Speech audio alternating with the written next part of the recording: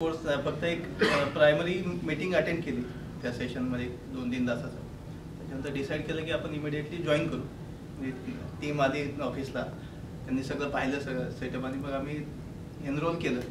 Enrol केल्यानंतर बऱ्याचशा ज्या बिझनेस करताना आपल्या डोक्यात वेगवेगळ्या कल्पना असतात त्या एकदम क्लॅरिफाय झाल्या. आपल्याला व्हिजन सारखी गोष्ट, मला स्वतःला व्हिजन सेट करताना जरी मी माझं करून ठेवलं तरी माझ्या टीमला कसं सांगायचं, अरे हे तुमचे विजन आहेत, आपल्या कंपनीचे विजन आहेत, हे मिशन आहे, ह्या कोर व्हॅल्यूज आहेत, ह्या कोर पर्पज आहेत. तर हे शेवटी त्यांच्यासाठी वेगळं सेशन घ्यावं लागलं. त्यामुळे आता माझ्या डोक्यात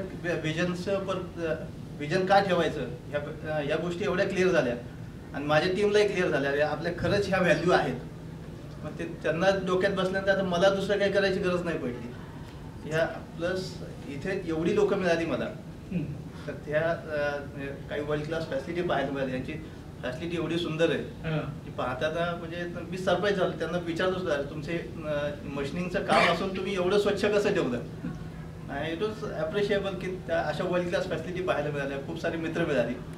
तर काही वयस्कर असली तर त्यांना मी मित्रच म्हणतो. Thank you for opportunity. थँक्यू.